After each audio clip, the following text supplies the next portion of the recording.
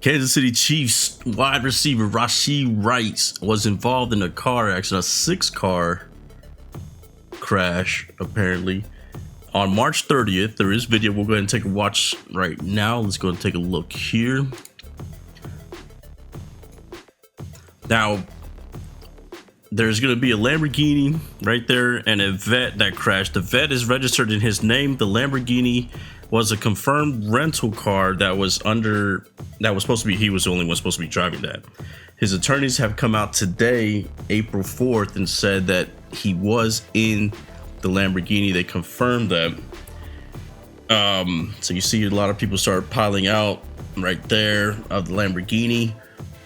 Cars pulled over. You take another look again. Couple of cars here. So obviously that little car got hit, that van got hit, that white van in the front got hit as well. Some cars avoided it. So in all, apparently it was 6 vehicles. And just when you think it doesn't get any worse, I decided to make this video because I wanted to talk about how the story is unfolded, right? At first, when this came out, it said Rashee Rice involved in a car crash, a major car accident. You know, everybody just assumed that it was like, you know, that he just got in a wreck. It started taking a little bit of a darker turn, though, because then you find out that he left the scene of the crime, basically, of the crash. A woman was injured in the car crash involving the Chiefs wide receiver Rashee Rice, and she said the men put her 4-year-old son in danger and walked away without sympathy. I'm just blessed I was able to walk out of there. She also said a pair of white cleats were left in the back of the Lamborghini. One other witness said they took guns in a bag from the vehicles before they left. Now, the guns part of it was in this video here. Right? Yeah. You guys all right? Yeah. Gotta get in here, bro. Good. You guys just gotta leave it?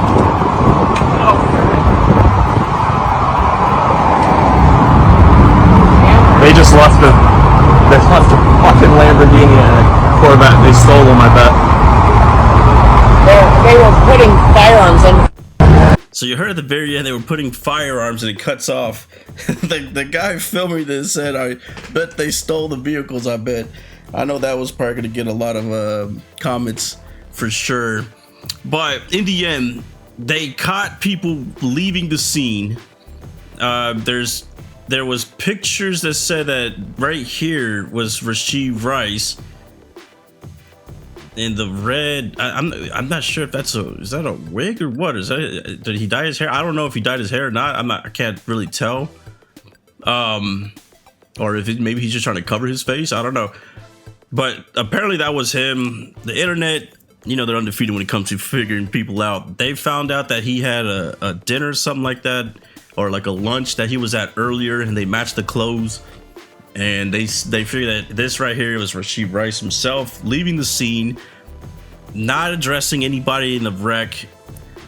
Speculation that there could be guns involved, etc. That they've taken that and that's why they left. You know, could be also that maybe, you know, he didn't want to pass a sobriety test because they probably would have done that obviously for a wreck like this. And there's been rumors of that as well. Regardless of what it was, regardless of the why, he left the scene. And luckily for him, it was not a fatal accident.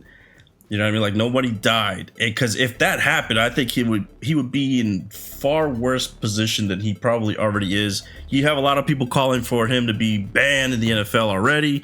You have people that say, hey, he should be in jail. And at first, with all the speculation going around, all we have with these videos, he hasn't really said what he was or what he was doing in regards. Was he driving? Was he on the passenger side?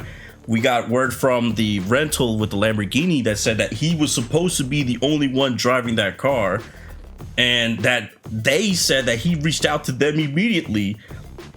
I'll go ahead and find that article, but apparently the first person he called after this wreck, you would think would be like a lawyer or something like that. No, he called the rental company and told them that he was involved in an accident and that he would take care of it, the damages. So he was very responsible in regards to that. So I'm not sure exactly what that situation is, but he also wanted to make sure that they know that he was the driver, because apparently there's also, I don't know if it's about insurance or what, but he made sure that he was let it be known that he was the driver of the Lamborghini that got in this wreck, and it obviously looks like it's, you know, racing and stuff like that. They just got out of hand. Rashee Rice's attorney, Royce West, he wants to know why you don't do a story of who he is as opposed to what occurred, because it seems as though what you're saying is based on this one incident. You're going to define him based on this incident as opposed to his entire body of work.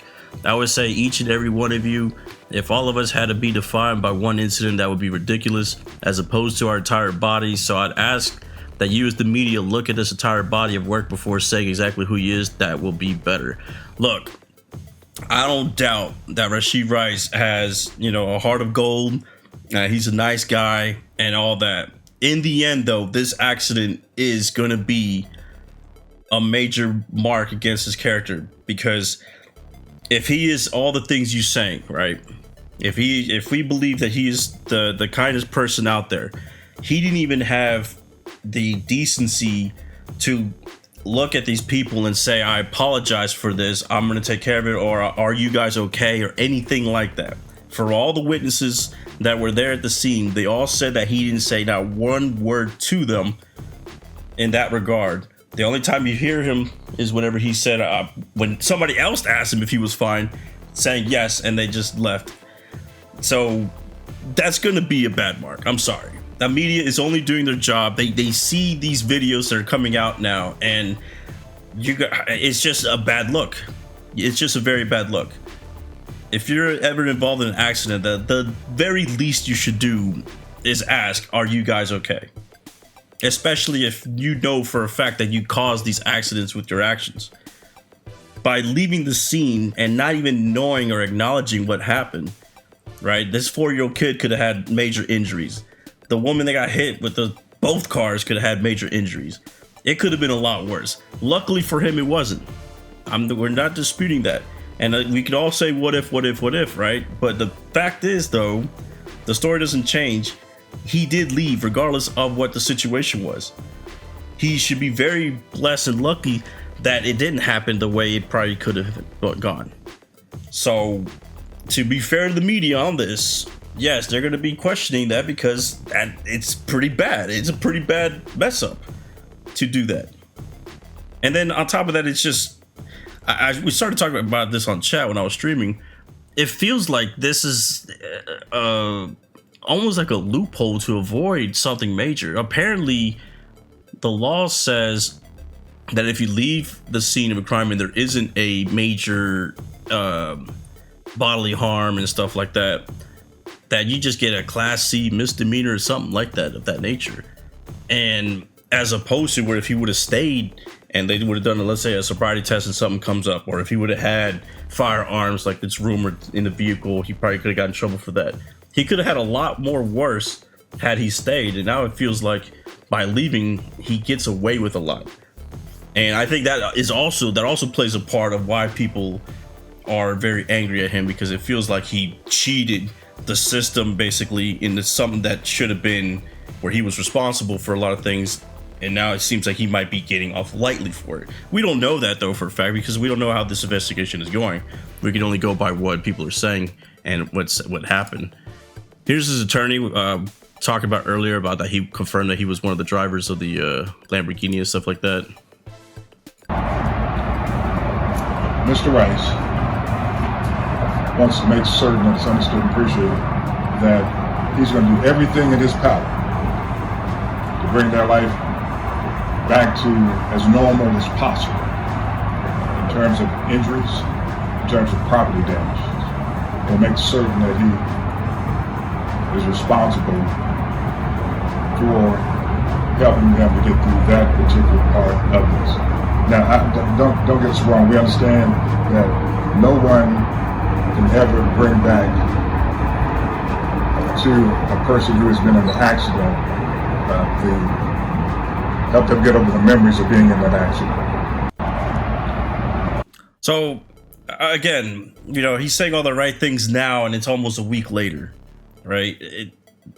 All this could have been handled if he would have just stayed and faced the music. That's it.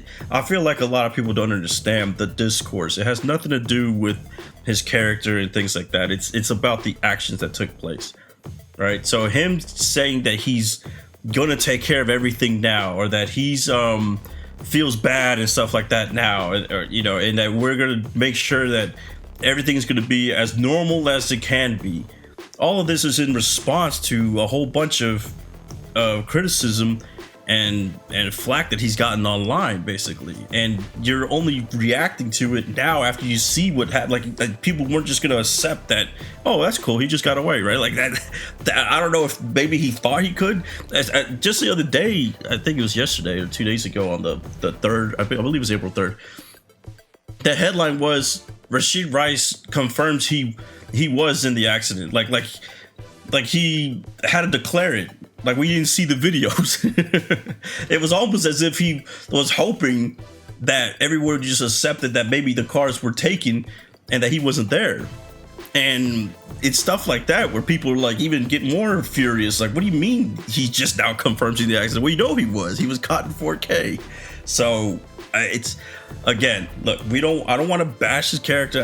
I don't know him. I know that he probably, you know, I've seen videos of him helping out in his area, in his neighborhood. He's from over here in Texas. He went to SMU. This wreck happened in Dallas. I don't doubt that he's done a lot for his community and charities and stuff like that. And I'm pretty sure that he's very appreciative being in the NFL, and he's blessed every day for what he's been given so far. It's just that this incident has really put a damper on things because he left. I mean, in the end, he really did just leave a scene of a crime and left the people out there to just, you know, as if they didn't matter. I mean, that's what it looks like in the end. He got into a wreck with his buddies in 2 vehicles that he was responsible for, his own vehicle and one that he rented, got in a race, wrecked into a car, hit 3 other cars aside from that one. 6 cars total were involved, and he walked away. And I don't know, you guys let me know in the comment section below, how do you think people should react to this? I feel like it's justified that people are upset. I would think if I was in this situation, I would be very upset no matter who it was. Even if it was one of my heroes, it could be Aaron Judge that ran into me. If he would have left, I would have hated him at that point. I'm sorry, I would have been upset, especially since it's, you know, seeing the story about the mother with her child. I have kids, knowing that it's already bad enough if a regular person hits you, knowing that an athlete, a professional athlete at that, you know, with the word professional in them, leaves as if it was just like a joyride or something. Yeah, that's gonna, I would feel some type of way as well. I really would. I would be like, wow, I cannot believe that this guy who has millions of people looking up to him, or hundreds of thousands at least looking up to him. I would say millions because he's a chief. Millions of people look up to him, and he just leaves and not even say, hey, are you okay? Like, wow, I would feel like that'd be terrible. Anyways, that's all I would say about it. We'll follow up on this probably on stream, since more information has come out. Obviously, everybody's kind of waiting on what the NFL would do. I would imagine the NFL is going to have its own investigation going on at the same time. I would think that Rashee Rice is doing everything in his power to make sure that he doesn't get a suspension that's very long. I do think, though, especially after some of these incidents involving accidents, right, like Ruggs and other guys, especially in vehicles, I would think that the NFL might have a suspension for him that's probably going to be pretty significant, because this isn't just like a bar fight or anything like that. And we know that domestic violence issues have gotten some heavy suspensions. This isn't that. I'm not going to say it's worse than domestic, but you did put people's lives at risk by leaving, and it just happened to have a good result to where nothing happened. So you have to probably take some kind of leniency when it comes to that. But I think the overall theme is, hey, look, you got lucky that this happened, but we don't want this to happen ever again. We have to make some kind of punishment in regards to what could have been. So I would think that if I'm going to guess a suspension amount, I would say at least 6 games to make it to where that sounds like serious enough that, hey, you better not do something like this again. And then he might appeal and it will turn down to 4. I can see that playing out. More than that, I would feel like some people would say that it's justified. I'm not so sure. What do you guys think? In the comment section below, let me know. But that's it. This is Siggy saying out.